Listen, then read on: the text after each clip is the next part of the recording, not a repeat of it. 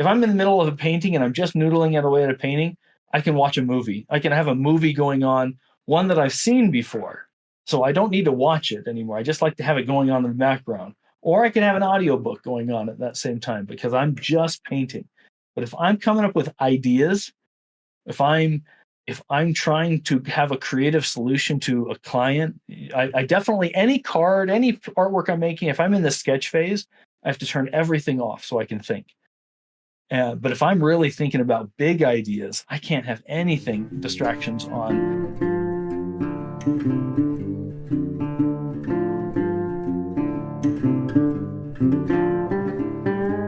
So my first question is, how did you get into games and gaming, and how did you get to where you are now? Well, it's kind of two different stories when it comes to gaming. Me personally, gaming for fun, and then gaming, working in games professionally. They're very long, both, but very different, very, very separated from each other. So, so getting into gaming, I think I've always loved games. I know I have always loved games. Obviously, just like everybody else, 40 years ago, uh, we had much less games to work with, and so a lot of the traditional games that were out there were all I had available to me. So I played a lot of chess when I was younger.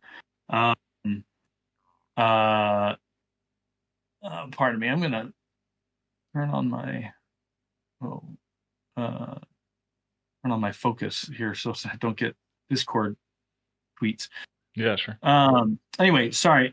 So I played chess when I was younger a lot. I certainly all the traditional American board games that were, just all we had available to us. But when I was younger, I was making games with friends quite often. I kind of had forgotten about that until maybe a couple years ago, and I was just reflecting on just how much my board game interest has been. And so it's been something that's been around for a long time. But when it really came to become a hobby was as an adult.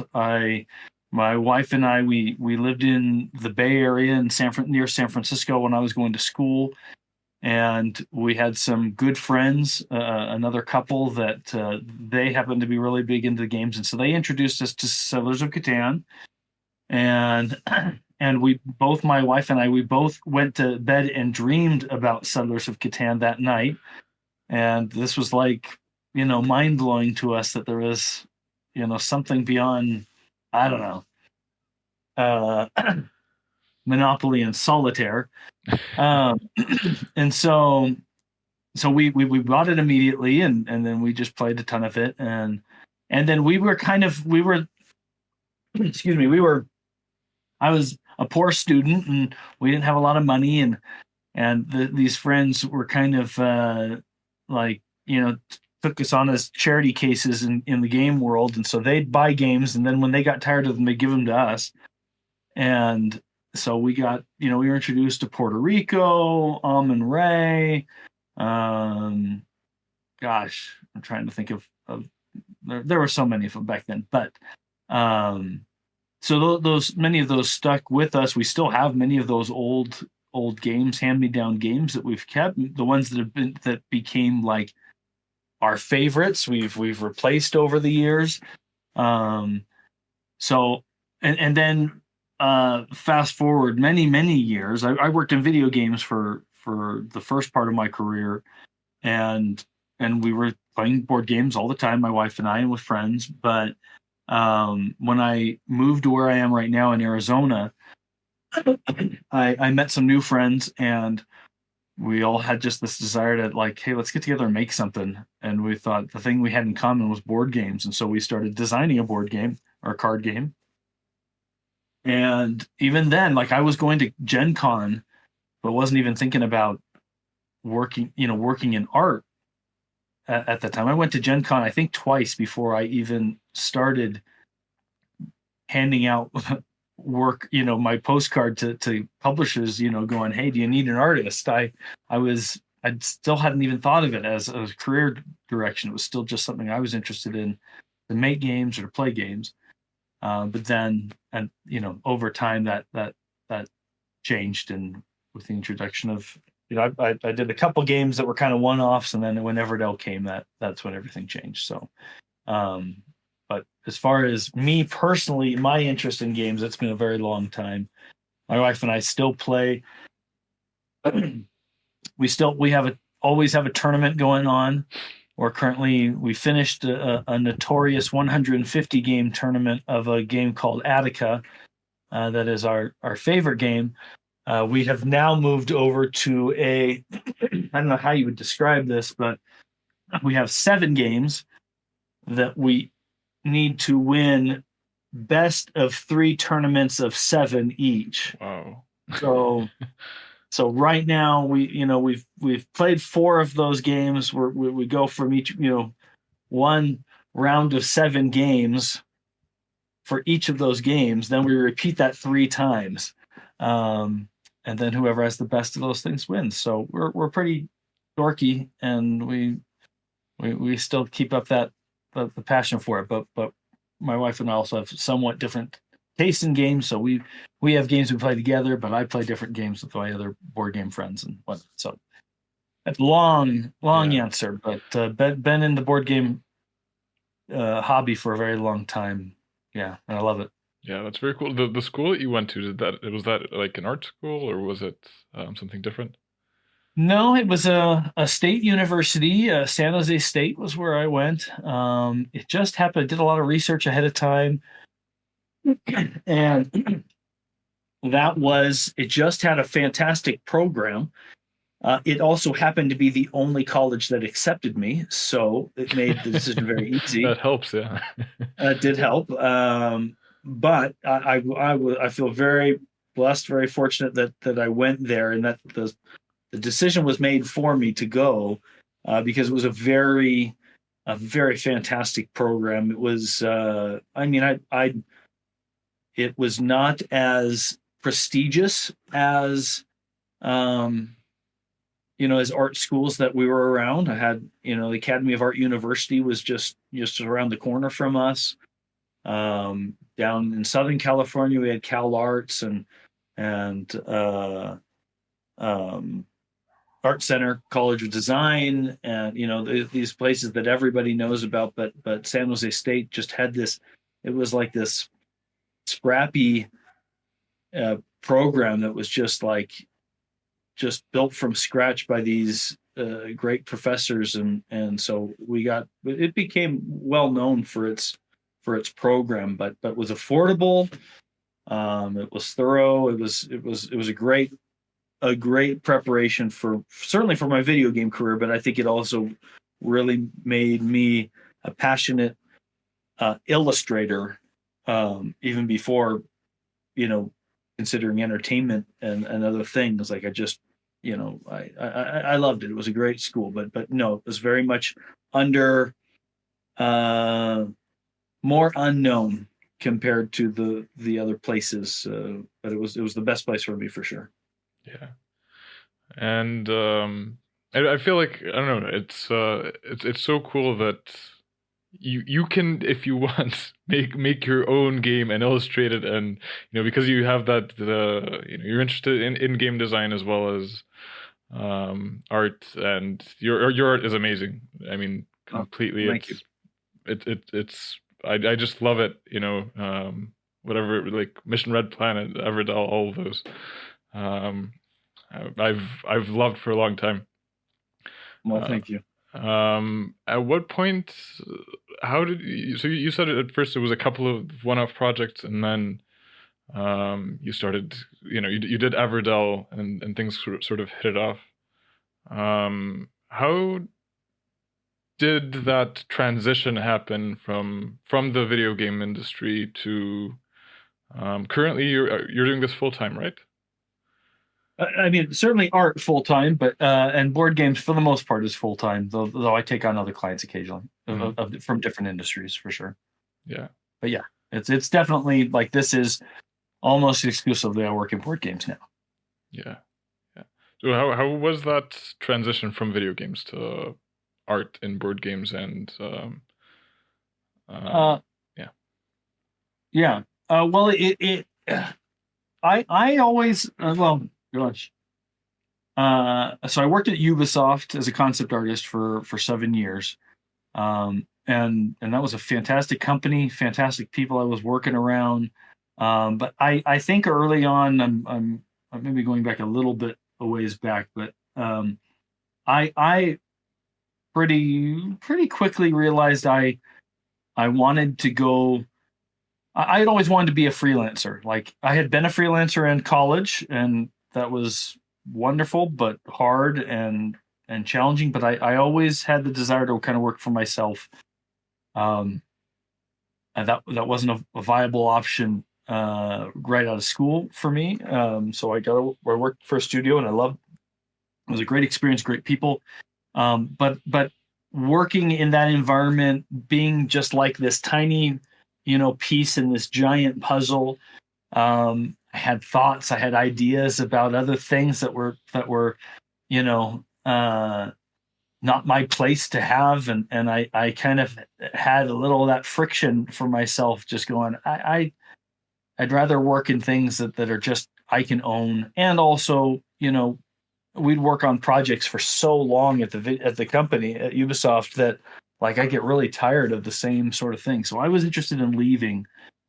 Um, Certainly working at a studio full time. I wanted to go freelance, um, and so around 2013 there was just an opportunity that came. I had been developing my freelance opportunities, which were mostly still video games, not well, maybe not always video games, a lot of in the entertainment industry, in film and things like that I was doing stuff with. And there just came a point where I could leave, and I could just my freelance work was robust enough that I could leave, and it would made more sense to spend time in the freelance. So I did that. And I was after I left and I came to Arizona, and I was working for some time. Video game stuff was constant. It was great. There was lots of work, but eventually it slowed down, and I had to look at lots of different. I mean, I was always looking at lots of different opportunities. I'd take any job that would come, but it's just this strange thing that happened where the board game stuff came in and the video game stuff just kind Yeah. of went away. I mean, as a freelancer, you you know you kind of you're kind of at the mercy of just what happens. It takes a lot of faith to Yeah. do this, to kind of go, okay, I'm working hard. I hope that you know God provides a way for these things to work out in the end, and they did, but they kind of changed in different ways. Um, so all those opportunities for board games came, very one off. Mission Red Planet, Citadels, those just came as one off things that I was adding as I working on the side as I was working on my video game project. And then slowly the video game stuff, just kind of went away eventually. And around then, that's when Everdell came in. I had a choice specifically with Everdell. They approached me with a project. I was very, very interested. But another client, another project came along, and they said, "Hey, we'd really love for you to work on this game." And the first, not Everdell, was going to pay me more. And I was, I just kind of was very close to just going, well, these guys will pay me more. I'd rather do this. It wasn't actually in video games. It was actually for well, gosh, we were talking about Richard Garfield earlier. It's he was the designer for Keyforge, wasn't he? Didn't he part of Keyforge? Yeah. So they approached me to basically do as many cards as I wanted to, and at a certain rate. And so basically, I just said to Everdell, like, hey, I really want to work on. I mean, I did end up doing work for Keyforge some, and I really enjoyed it. But what Everdell was and what they were pitching to me just seemed like the thing I would love the most. And so I just said, hey, if you could match this, if you can match this, I would much rather be working on this. And so they were willing to do that, and that was a significant change for their cost impact on them. It's not like it was expensive, certainly not expensive for video game standards. I was not making a lot of money, but but if they could meet me there, then I could make this work. And so that was the start of that there. And basically after Everdell came out, fortunately, I feel very fortunate that like the work just has kept coming from that point. So it was not a planned change. It just happened. It's funny though. I had someone a long time ago, an illustrator friend at one point, recommend board games to me, and I listened and thought that was interesting, but it just kind of went in one ear, out the other, and that was several years before this. And I was like, yeah, what does that even mean? Like board games? I mean, how many board games are there? I was just like everybody else who didn't know what the industry was at the time. And so anyway, it was a good transition. I loved it, but it was fairly unexpected. Yeah, no, it's very similar for me. As I've been doing freelance for the past couple of years, and I didn't expect it to become my full-time thing. But yeah, I've heard that a very similar story from many of my video game friends that transitioned to board games, of having this giant team, and then the creative process is so much different when it's a team of 3 people versus a team of like 80 or 100.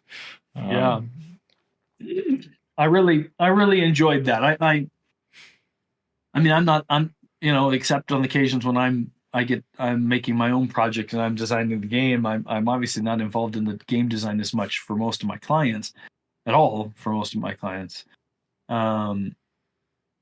but just being able to kind of put my name on something that maybe it's pride, I don't know, but it's something neat to be able to go, okay, I've got a vision for this, and let me, or my clients have a vision, let me help you see this all the way through, and success or failure, at least on the art side, I'm able to kind of own the process and the look, and my clients put a lot of trust, and I'm hopeful that the end result is positive. So yeah, what are some good practices from clients who want art done?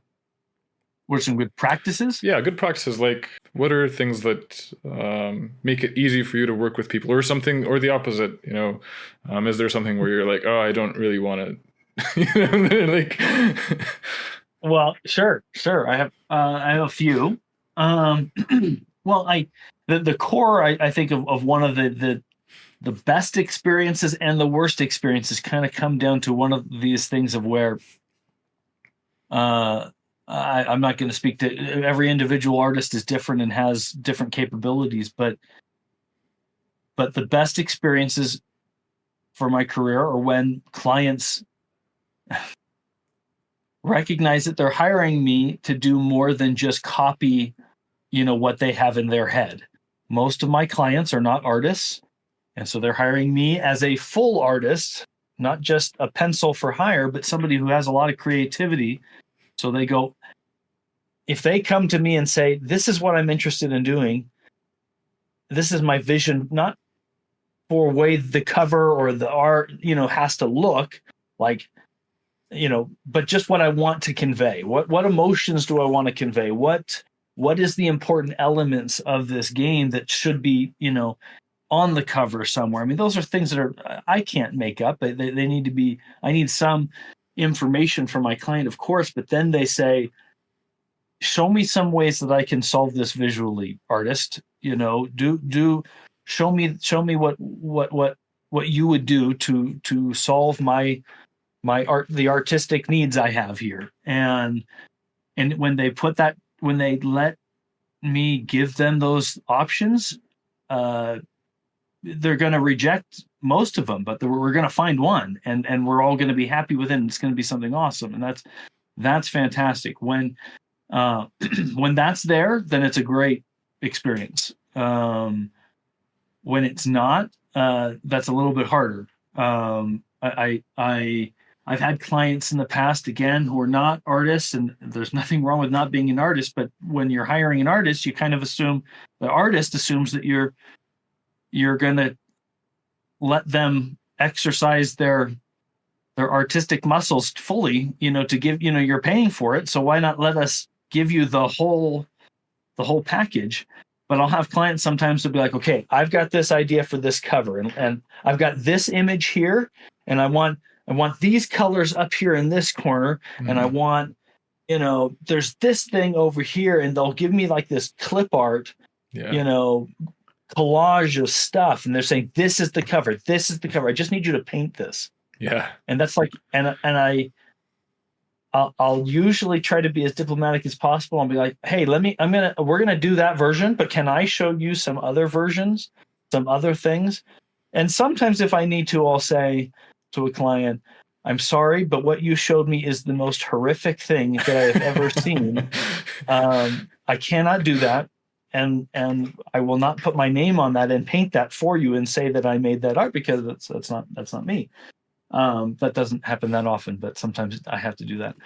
But that's kind of that side of things where it's like, why are you hiring me? And I don't run into that most of the time. I know lots of artists do occasionally, especially early artists, young artists that their client knows they're less experienced, and so sometimes that's not intentionally, but they'll basically go, I gotta help this artist along. I'm purposely hiring a young artist so I can get them cheap. So I'm going to tell them, what this is going to look like, but it usually doesn't turn out very well. In most recent times, this actually comes what is a bigger topic, and I've certainly talked plenty about this, and I certainly have strong feelings about this. Is this the latest and more lasting? The thing that's going to be around for a long time is AI art, and where that comes in. I have had clients who will give me AI art and say, can you make this? And it's basically the same thing. And it's perhaps even more demoralizing than when a client sends me their clip art or their collage of stuff and say, I had this idea, I want you to make this. When I get AI art from clients, it's like, I just pressed a bunch of buttons, make this, that doesn't work. No, make this one, it doesn't work.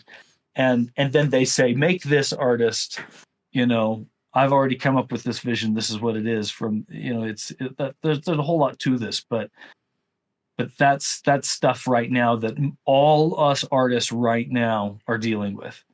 And universally, if you are an artist that has made your career out of painting, drawing, painting, all this sort of stuff with your own mind, when a client comes to you with AI art and says, whatever, I find this inspiring, can you do something like this?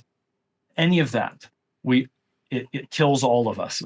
So you asked the question, and I gave you a big one there, but that's currently what all of us artists, when we talk to each other, and we all are sharing this is like a really hard thing for our industry. So there's lots of them, but I dwelt on this one for a second. But I would say, if first off, because it's probably the thing that everybody is considering, every game designer, every publisher, and every artist is thinking, when it comes to art, I have a choice of this or this. And ultimately, I think most of us recognize that using AI art for the finished product is not good, and it will be bad for your product for a variety of reasons. I just have most recently, the thing I tell a lot of publishers, I've written an article about this, I've done interviews about this, but when it comes to these best practices, like, if you've already decided you're not going to use AI art, then don't show the artist you're hiring any AI art either. Just tell them what you are interested in seeing. And perhaps if you've seen other real artists that have made something and you say, I like this, but can you solve this in your own style? That's the best way to do it. And trust that if you've hired an artist that you trust that you've hired an artist that knows what they're doing, and they'll get it done. Ooh, Yeah. that was like a big rant. I No, it's apologize. great. It's great, and it sounds to me like trust is a big part of it, but also it sounds like the easiest way, which is you're hiring the person to do this job. The easiest thing is to let them do their job, right? And Yeah, but a lot of people do want to micromanage, or they really have this very specific idea that they want. But to me, that's like one of the most fun things. And as like I come from a background of I used to be a professional musician. Currently, mm, I don't do it as often. But I went to school for that, and like the best projects that I've or the best bands I've played in and all of that is when they were like, figure out what you're doing. yeah, And of course I can also play sheet music or do it in a specific way, but like my favorite thing is when there's been that feeling of I can do what I want, and or I can make it good in my way, and then yeah, of course take feedback if yeah. And that's the thing, is all of us artists. I'll just say good artists, and I think that's what we have available. That's what publishers have available to them in this industry. We have a lot of great artists here. We all know how to do that. We're all experienced in that. When if when I meet with a client and they just say, okay, this is what we have going on, I'm asking lots of questions, they're answering those questions, we're usually really good. This is what we've been trained to do, is to take the words and the ideas that people have, and then translate that into something visual. And we give you options, and we can go, a publisher comes back with some feedback. We know how to address that feedback in a way that meets those needs, but is also artistically beautiful, successful. And that's not that's not that's what our skill set is. So if you're already paying for it, you might as well use it. And I honestly truly believe that it saves the publisher time, publisher/designer time. It saves them a whole lot of energy to just go, I trust you, artist, make this thing happen. And it's not always going to be perfect either, because we're all imperfect, all of us, especially us artists. We're not perfect. We But in that imperfection comes some really incredible things too. yeah. What about taking that feedback from, or like, I know sometimes you've got people who maybe they feel like they're not good at giving feedback, and how should they come to you? What should they say? How should they be diplomatic? Or maybe they don't have a concrete vision. Well, that's fine. Those are two different things. So first off, if they have a vision and there's feedback, I rarely run into this, but if this happens, if there is feedback, again, us artists, we were. I can't speak to all of them, but we love to tell our stories about how we went to school, and our professors would critique. We all put our artwork. All of the class will put our artwork up on the wall for our professor to critique, and all of us have these horror stories of my professor picked up my sheet of paper, threw it on the ground, and stepped on it, and spat on it, and did all this sort of stuff. We're used to pretty harsh stuff. That's not what we want all the time. That's not the best way to do it, perhaps, but we know how to take feedback and address those things.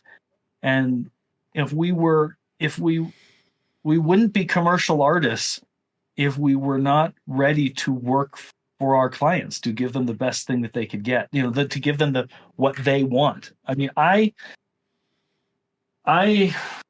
there's different types of artists in the world, and commercial artists are different than fine artists in a variety of different ways. But one of those ways is we are working to please a client. And I I not all people think commercial art is like. I think working for clients, I love to make my clients happy, and that means fixing the things that I might have made a mistake on. It means I enjoy that collaborative process of where we're going back and forth. So anyway, the core answer to the question is nobody should be scared to give feedback on stuff that the artist is giving. And I run into this, if I'm ever reluctant or you know, I'm willing to make those changes if I feel like they make sense. If I don't feel like they make sense, then I'll answer back. But if I'm ever in a situation where I refuse to make any changes to something I've made, I'm not really doing my job. So anyway, that shouldn't be a thing. I mean, if somebody is like being really micromanaging the whole process really, really bad, I mean, that's when you need to go. That's when some artists will go, okay, here's my contract. You can tell me, like, you can give me 3 revisions or 2 revisions. Because yes, some clients will go overboard and they'll take advantage of an artist, and their lack of vision, they don't have the confidence in themselves to say, I don't have a great vision. I trust you to do this. Instead, they go, I don't have a vision. So I want you to just keep changing until you miraculously give me the thing that I don't even know if I want. So that's a problem, but that's rarely a situation. That doesn't happen that often, and artists know how to deal with those sort of things. When it comes to people who don't have a vision, that's a little bit harder, but it's like, that's, again, I mean,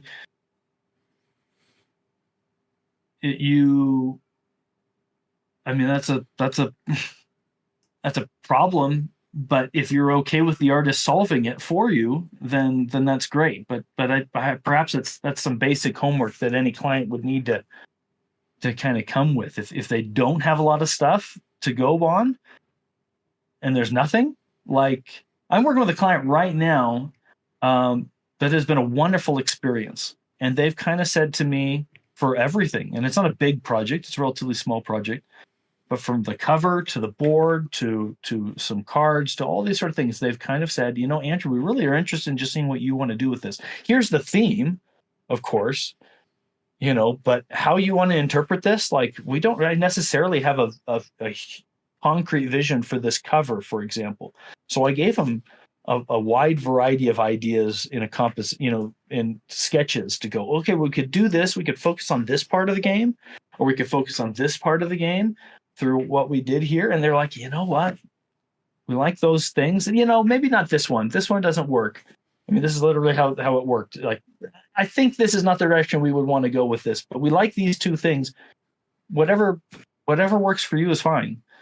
And so I ran with it. And that's a little more unusual. I have usually more information than that. Yeah. But at least they said to me, Andrew, we trust you to solve this. And they were true to that. When I sent them they saw the sketch. Then when I sent them a color rough for the cover, they said, this looks great. Maybe we might tweak this little thing here. Maybe there's a little bit too much yellow in the whole thing. Could you maybe change that just a little bit? Like, no problem. So I change it, and then I move to final, and they go, this is great. Awesome. We're done. And that's a cool experience.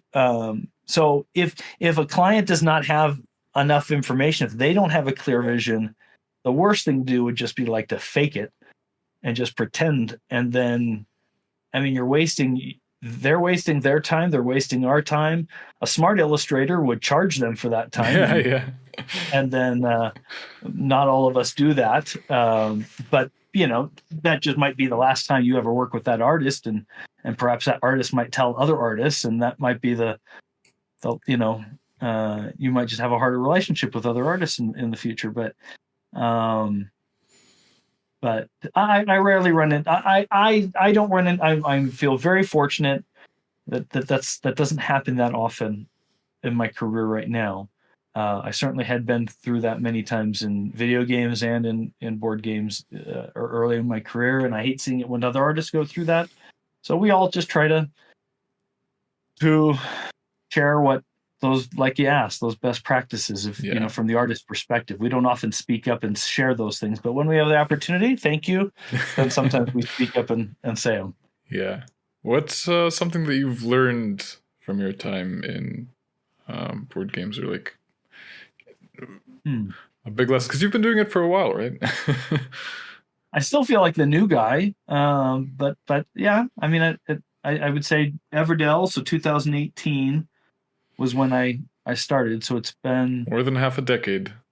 more than half a decade. Yeah. This is true. What have I learned? Gosh.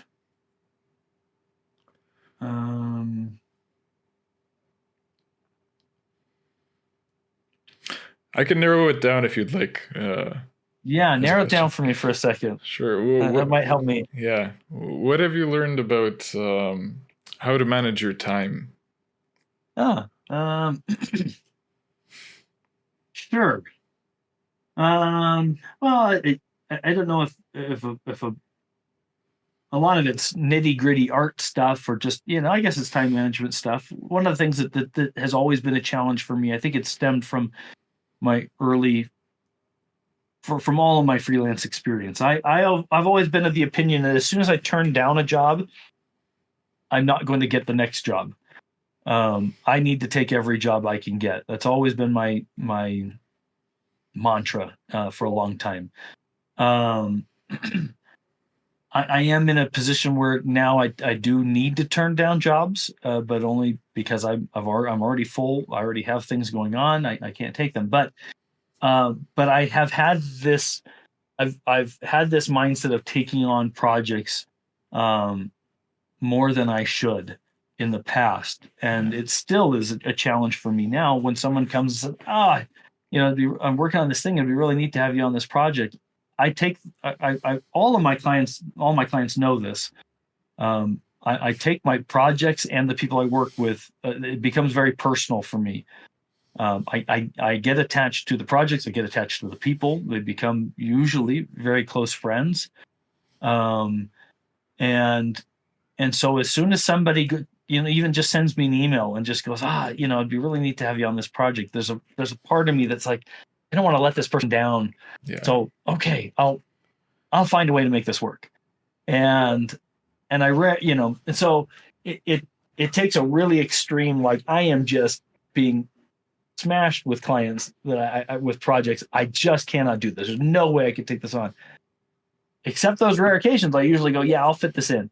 And so anyway, the thing that I've learned is, and it's taken me a long time, and perhaps I haven't learned it fully, is just to I have to say no sometimes, and that probably is that for all artists. That's probably one of a good lesson to learn occasionally is we're not always in a position to do that, but we get so many insane demands at times, us artists. Not so much in this industry. This industry is very, very awesome. This is such a wonderful industry to be working in.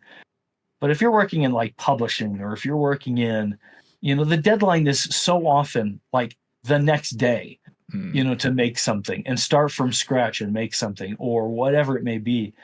And I need to, and I have learned this. It hasn't always come into practice, but to just be able to go, no, I can't do that.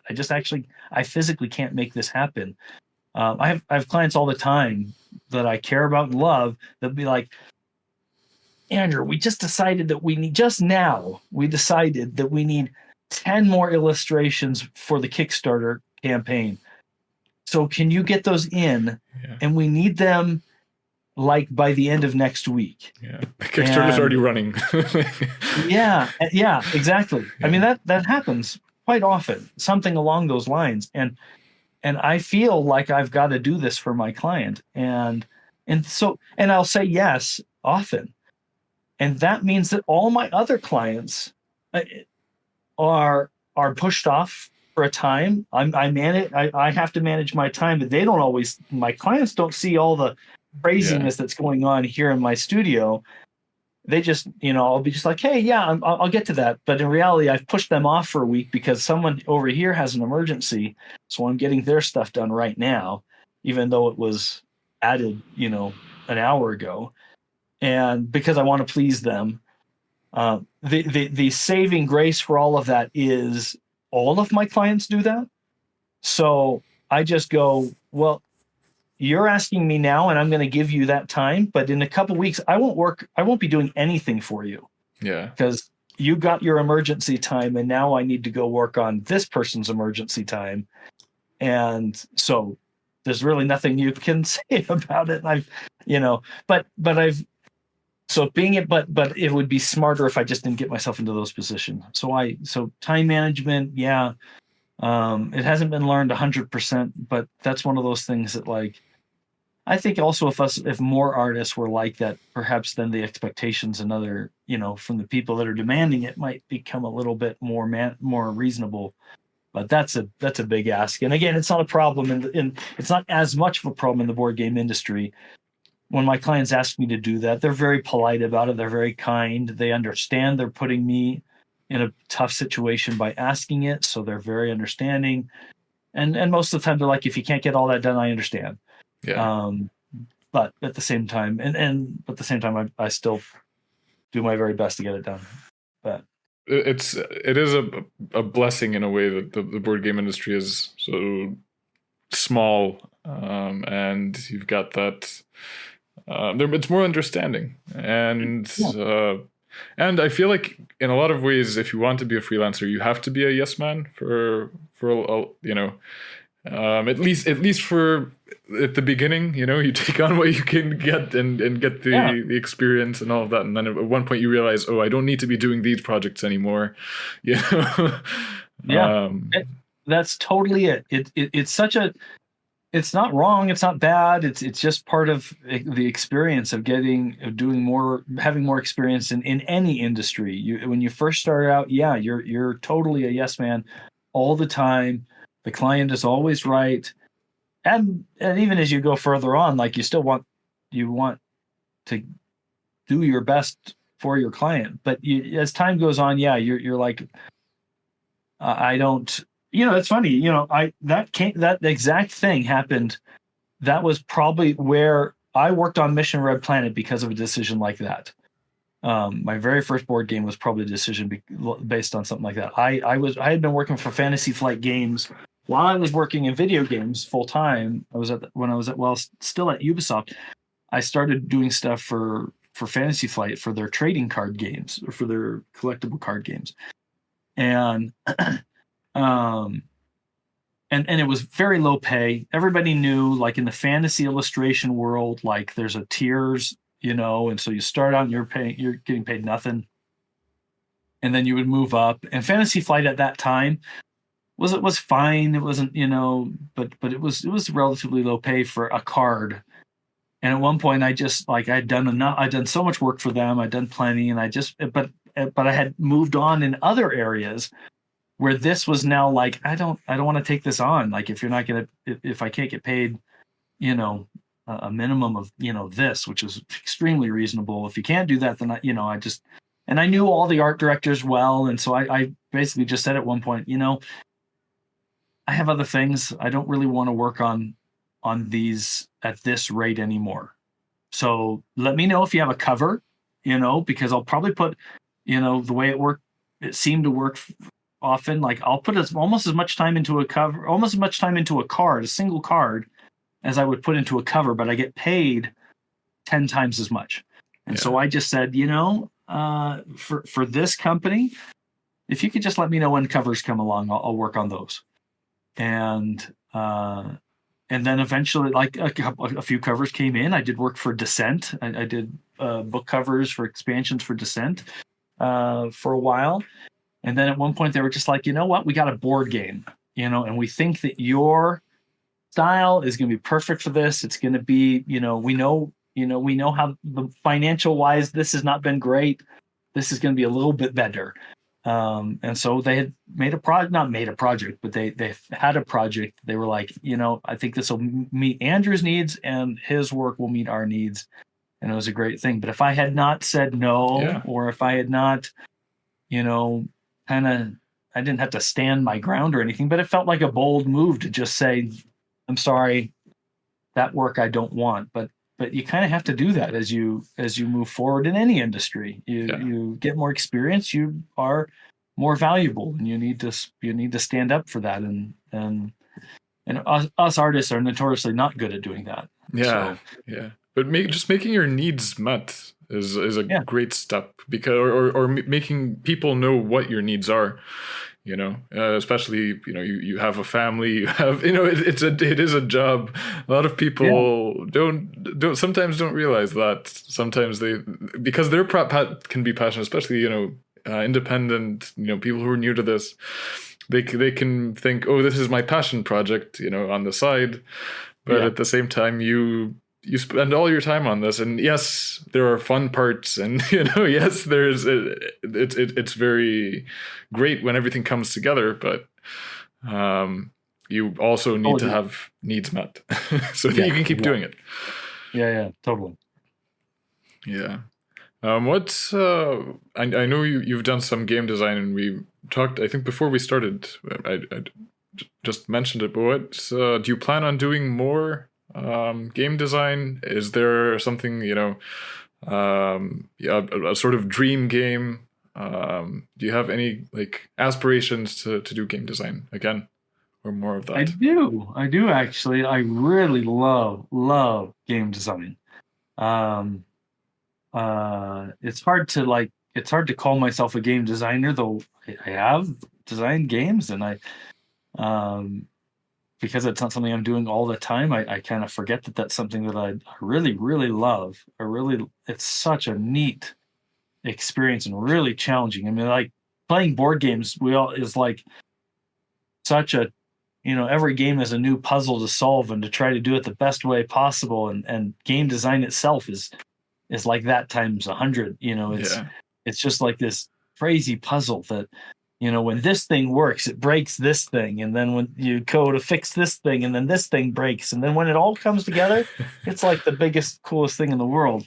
Yeah. And I miss doing that. I do have actually a dream game in my head. It's not anything that's groundbreaking or anything, but it's something that I've had in my head. I've had a world that I've associated with it, so I see it visually in my head very, very well. I just don't have the time to develop it. I hope someday that I can. In the end, if I do, it'll just be something everybody forgets immediately, but it will be Don't say something that. Don't say that. Don't go in with that. It'll be something I'll be proud of. Yeah. And then I hope I can get, I'll do that, and then I'll move on to the next thing. But no, I hope I have my own personal projects that I'm working on that are right now and will continue to collaborate with the board game industry that everybody knows about. Collaborations with Stonemaier Games, which a world I'm working on, and games we're working on together with them.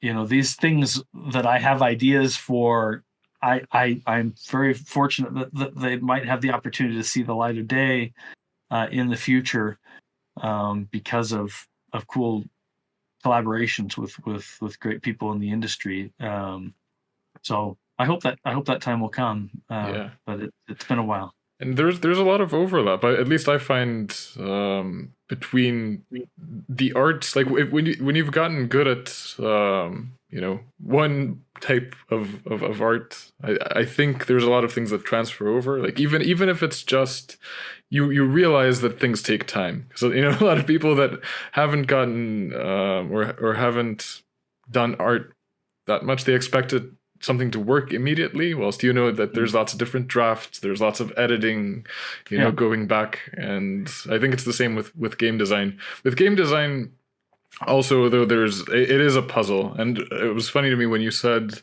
how you played Settlers of Catan and thought about it all night. I have like so many nights, and I've talked to lots of designers as well, where like at night I'm playing a game in my head that I know something isn't working, and it's like, how do I get this thing to work? Yeah. And it's cool. Like it is. I've said this lots of times. My friend Sam McDonald from Garfield Games Mm, said this to me. He was like, you know, there are different hobbies, right? Playing games and making games, yeah. and making games is very cool because there's like this big puzzle that you're trying to find what's gonna make it. And sometimes you don't know. Like I've got clients. I do a lot of development work Hmm. with different publishers, and even just a couple of days ago, we had a meeting where we're like, we both of us know what the problem is, right? And we know where we want to get it to. But it's like every solution is going to introduce other problems, and it's like we're Oh trying to yeah. find it and we want to find it. But yeah. And then add, I mean, I have only worked really in game design. I've only worked with a partner before. Yeah. So Planecrafters, I had a partner. Him and I together, we made Planecrafters equally.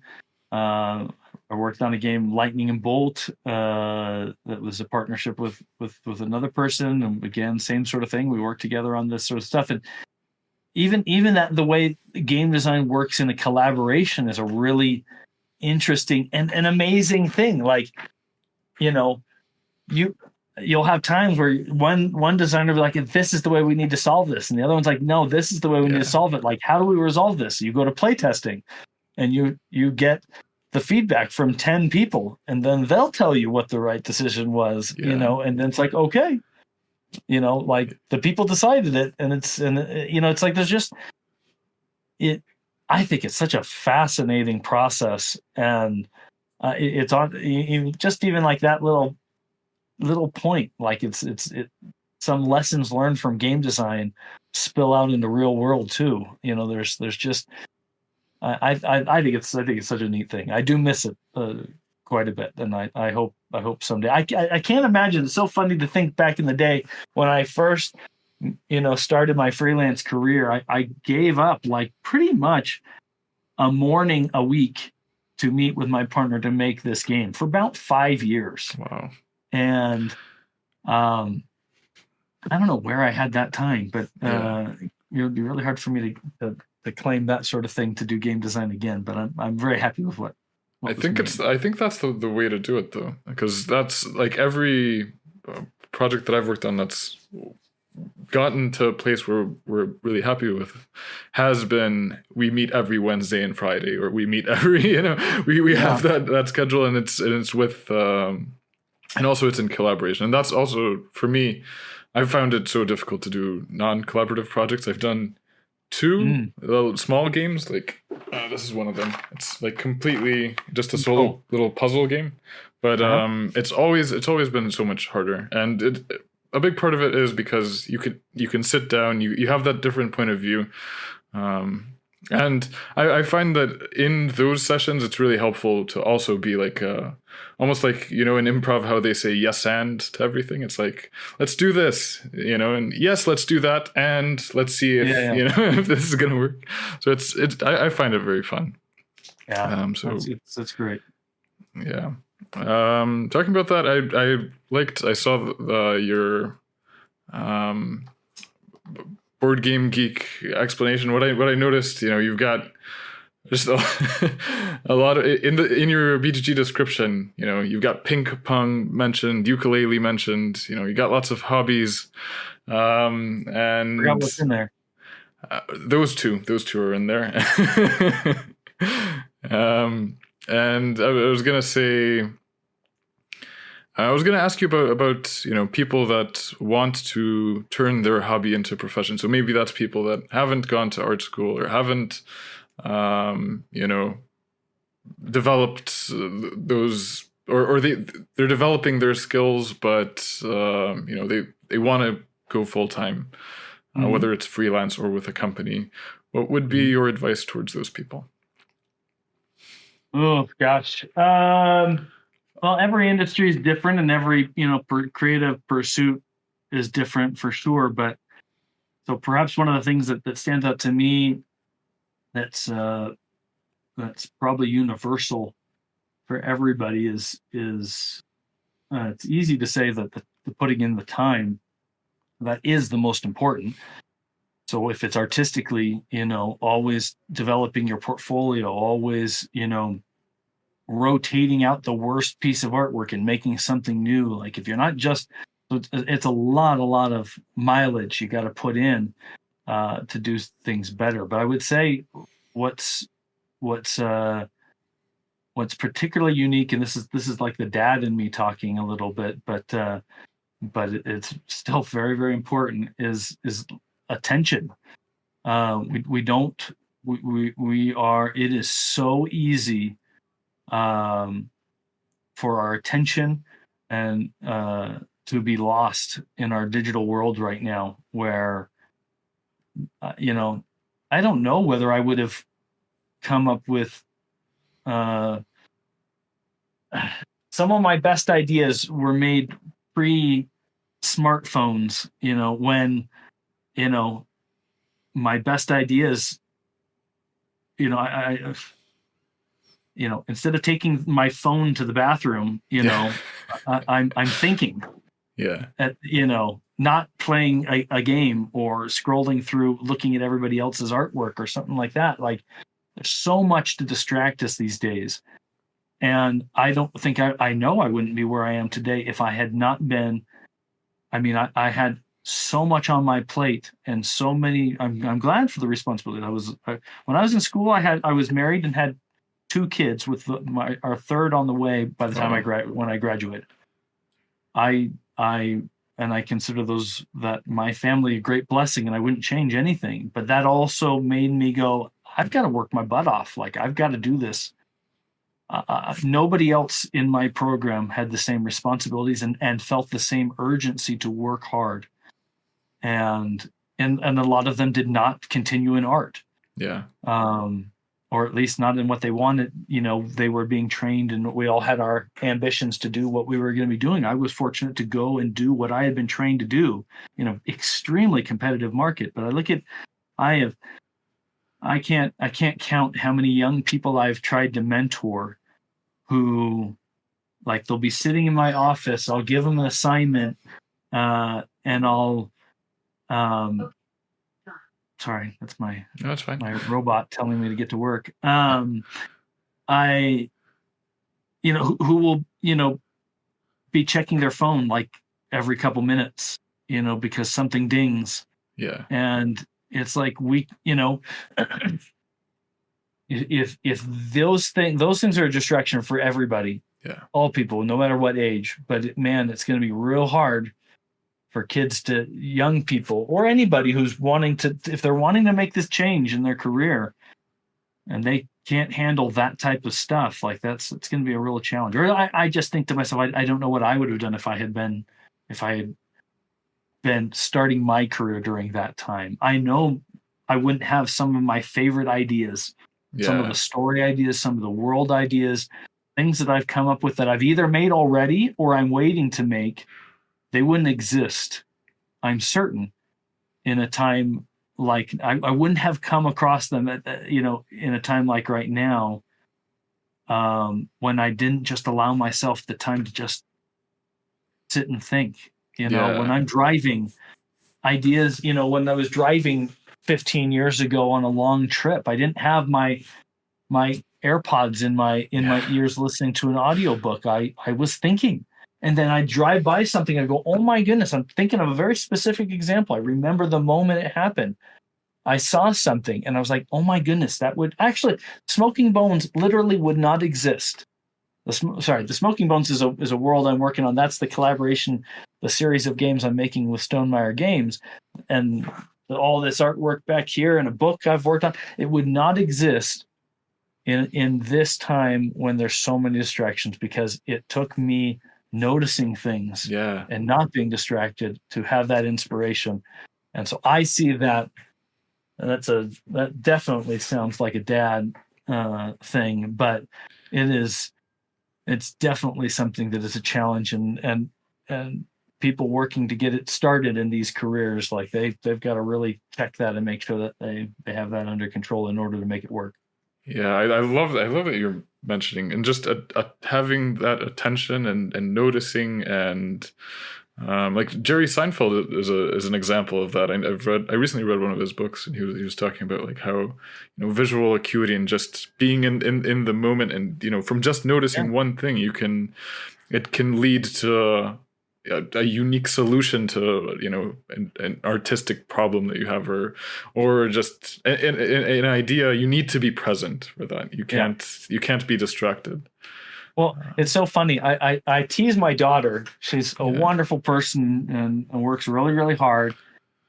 And all of my kids have done this. I mean, post COVID, I think this is what everybody's doing, and certainly before then too. But kids have mastered this. Is I'm doing my homework and watching YouTube at the exact same time. Yeah. And they seem to think that will actually, and maybe something has changed in brains and in some of these newer generations that they can handle this because they've been doing it for so long. But I go, that doesn't make any sense whatsoever. Like, how in the world can you be doing your homework and watching something else on YouTube and actually be getting the best that you could possibly have in one or the other? I mean, really go all in on your YouTube watching or go all in on your homework. But, I know I can't do it with my work. Like, there's some things I have to, like, there's some things I can do.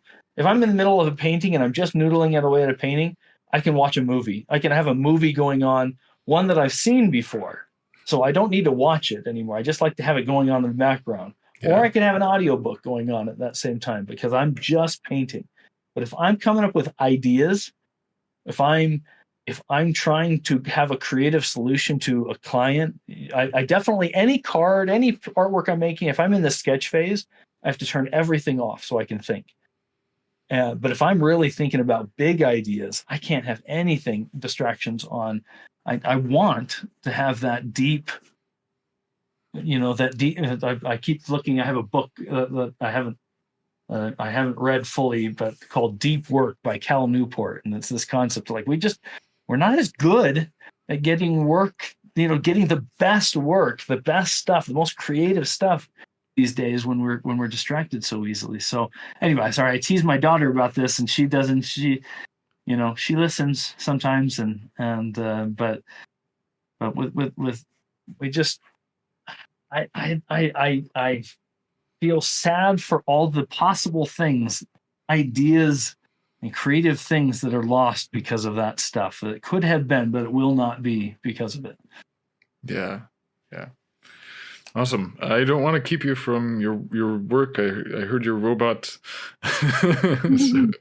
so thank you so much. It was amazing hearing about your process and about the art world, and thank you for taking the time, and thank you for your amazing art in all games, including Rise of Babel. Well, thank you. I really, really love it. Well, thank you. It's been a pleasure to work with you.